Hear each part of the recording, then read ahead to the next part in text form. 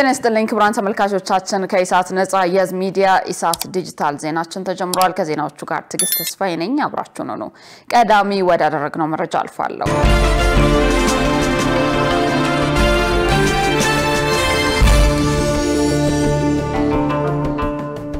ሀገራዊ ምክክሩ ህዝቡ ተስፋውንና እምነቱን የጣለበት መሆኑን በግልጽ አይተናል ሲሉ ምክትል ዋና ኮሚሽነር ሂሩት ገብረስላሴ ተናገሩ የሀገራዊ ምክክር ኮሚሽን ምክትል ዋና ኮሚሽነር የሆኑት ሂሩት ገብረስላሴ ሀገራዊ ምክክሩ ለአብዛኛው የኢትዮጵያ ህዝብ ተስፋ የሰጠና እምነት የተጣለበት መሆኑን በግልጽ አይተናል ሲሉ ገልጸዋል እስካሁን ባለው የአጀንዳ ማሰባሰብ ሂደት በ11 ክልሎችና በሁለት የከተማ አስተዳደሮች እንዲሁም በፌደራል ደረጃ ውይይት ተደርጓል ብለዋል ከዚህ በተጨማሪ በውጭ ሀገራት እንደ ዋሽንግተን ቶሮንቶ ዱባይ ለንደን እና ስቶክሆልም ባሉ ከተሞች ውይይት ተደርጎ የአጀንዳ ማሰባሰብ ሂደት መከናወኑን ተናግረዋል በእነዚህ ከተሞች ውስጥ አጀንዳ በተሳካ ሁኔታ መሰብሰቡን የገለጹት ኮሚሽነሯ ተሳታፊዎችን በቀጣይ የሚደረገው ትልቁ ሀገራዊ ምክክር ጉባኤ ላይ የሚወክሏቸውን ሰዎች መምረጣቸውን ጠቁመዋል በውጭ ሀገራት ሲካሄድ የነበረው የአጀንዳ ማሰባሰብ ሂደት ይበል የሚያሰኝና አዎንታዊ ውይይት እንደነበር ዋና ኮሚሽነሯ አውስተው በውጭ ሀገራት የሚኖሩ ኢትዮጵያውያንና ትውልደ ኢትዮጵያውያን ለዘመናት ሲመኙት የነበሩትን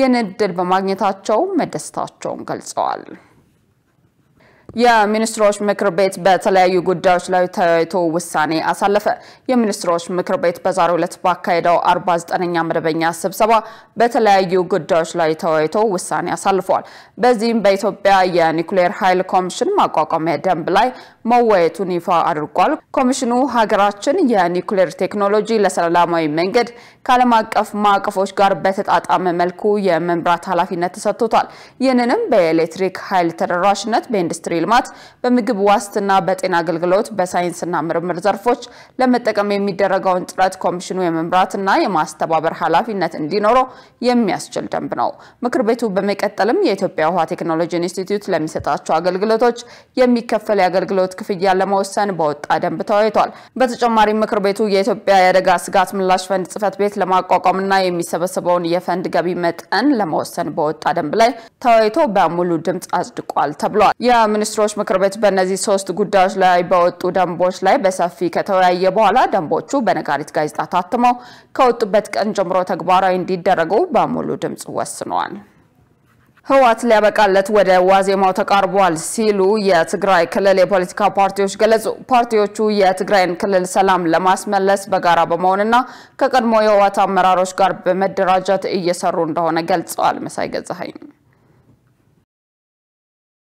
በትግራይ የታጠቁ የህዋት ኃይል አባላት ከትላንት ጀምሮ የክልሉ ሰላም ይመለስ ደሞዝና ጥቅም ይሟላ እናም የሰራዊት ጥያቄ የማይመልስ አመራር የሌላውን ማህበረሰብ ጥያቄ መመለስ አይችልም የሚሉ መፈክሮችን በመያዝ በከተማዋ ዋና መንገዶች ሰላማዊ ሰልፍ አካሂዷል ኃይሉ በወቅቱ የሚያነጋግረው በማጣቱ የከተማዋን ዋና መንገዶች በመዝጋት በከተማዋ ለሰዓታት ቆይቷል ቆይታውን በኋላ የሰላማዊ ሰልፈኞች ተወካይ ከጊዜያዊ አስተዳደሩ ከፍተኛ አመራሮች ጋር ለውይይት መቀመጣቸው ተነግሯል ይሁን እንጂ ሰልፉ ዛሬም ቀጥሏል ይህ ተቃውሞና በክልሉ በተለያየ ጊዜ የሚደረጉ ሰላማዊ ሰልፎች በጉልበት በክልሉ በሚንቀሳቀሰው በህዋት ላይ ምን ያስከትላሉ ሲል ኢሳት በክልሉ የሚንቀሳቀሱ የፖለቲካ ፓርቲ አመራሮችን አነጋግሯል ከነዚህም አመራሮች መካከል የትንሳኤ ሰባ እንደርታ ፓርቲ ሊቀመንበር ከበደ አሰፋና የትግራይ ዲሞክራሲያዊ ፓርቲ ምክትል ሊቀመንበር ጽጋቡ ቆባ ሐሳባቸውን አካፍለውናል በዚህም አቶ ከበደ አሰፋ የህዋት መጨረሻ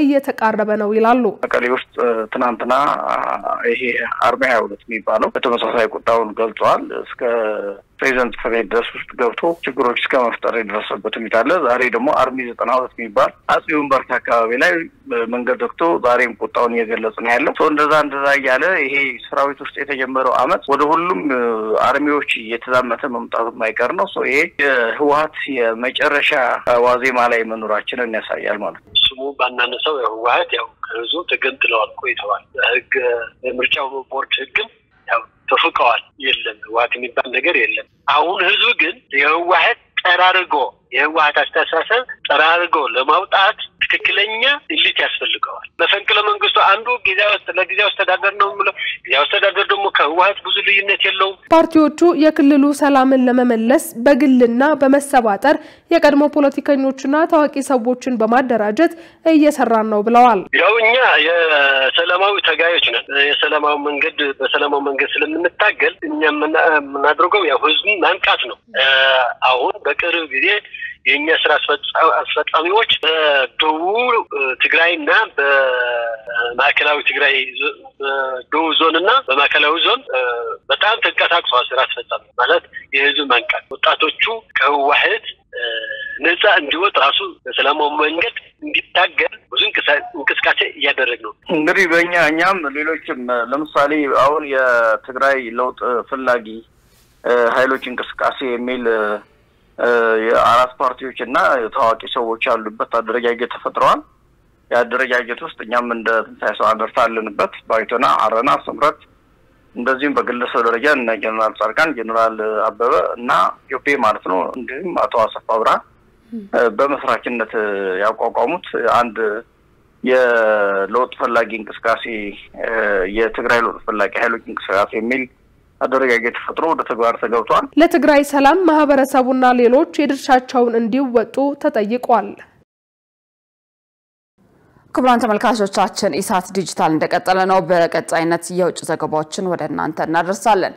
በፕሬዝዳንት ዶናልድ ትራምፕ የቀረበው የመካከለኛው ምስራቅ የሰላም እቅድ ለአካባቢው የመጨረሻ ዕድል ነው ሲሉ የግብጽ ፕሬዝዳንት ተናገሩ። መሪዎቹ የጋዛን የተኩስ አቁም ስምምነት በፊርማቸው አጽድቀዋል። ሸሪፍማም ተጨማሪ ያለው የግብጽ ፕሬዝዳንት አብዱል ፈታህ አልሲሲ ሰኞ ዕለት በግብጽ ሻርም አልሼክ በተካሄደው ስብሰባ ላይ ለተገኙ የዓለም ሀገራት መሪዎች በፕሬዝዳንት ዶናልድ ትራምፕ የቀረበው የመካከለኛው ምስራቅ የሰላም እቅድ ለአካባቢው ሰላም ለማምጣት የመጨረሻው ዕድል ነው ብለዋል።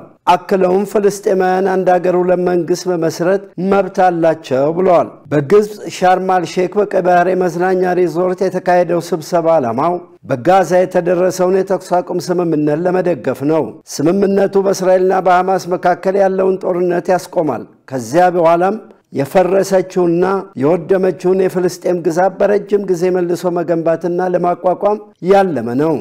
ስብሰባው ትራምፕ ያቀረቡትን እቅድ ለመተግበር ዓለም አቀፍ ድጋፍ ለማሰባሰብ ያለመ እንደሆነም ይነገራል። የስብሰባው ተባባሪ ሰብሳቢ የሆኑት የግብጽ ፕሬዝዳንት አብዱል ፈታህ አልሲሲ ለትራምፕ እንደነገሩት ለአካባቢው ሰላም ሊያመጡ የሚችሉት እርሶ ብቻ ነዎት ብለዋል። የትራምፕ እቅድ የፍልስጤምን መንግስትነት ይቀበላል፣ ነገር ግን ከረጅም የሽግግር ጊዜ በኋላና ዓለም አቀፍ ዕውቅና በተሰጠው የፍልስጤም ባለስልጣን እንዲቋቋም የሚል ነው። የእስራኤሉ ጠቅላይ ሚኒስትር ቤንያሚን ኔታንያሁ ግን የፍልስጤምን ነጻነት ይቃወማሉ።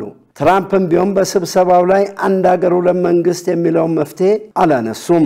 ይልቁንም ትራምፕ በስብሰባው ላይ ባደረጉት ንግግር በመካከለኛው ምስራቅ አዲስ የስምምነት ዘመን እንዲመጣ ጥሪ አቅርበዋል። በዚህም ያለፈ ጠብና መራራ ጥላቻን ወዲያ ይመጣል ዕድል አለን። መጪው ጊዜ ባለፉት ትውልዶች የጦርነት እውነት መመራት የለበትም ሲሉ ለመሪዎች ጥሪ አቅርበዋል።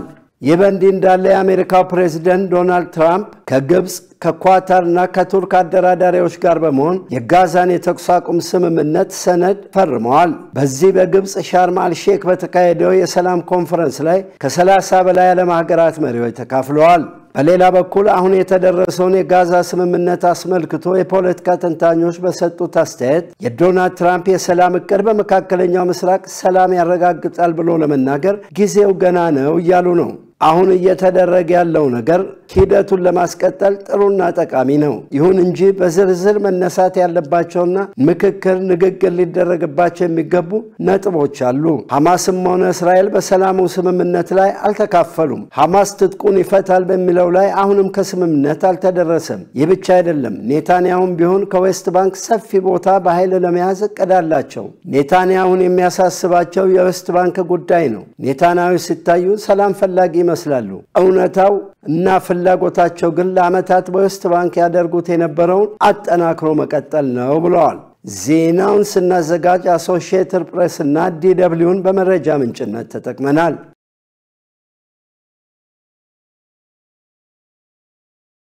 ክቡራን ተመልካቾቻችን ከኢሳት ነጻ የህዝብ ሚዲያ ኢሳት ዲጂታል ዜና ይህንን ይመስል ነበር። ዜናዎቹን እየመራው ትግስት ተስፋ አብሬያችሁ ቆየው። መልካም ጊዜ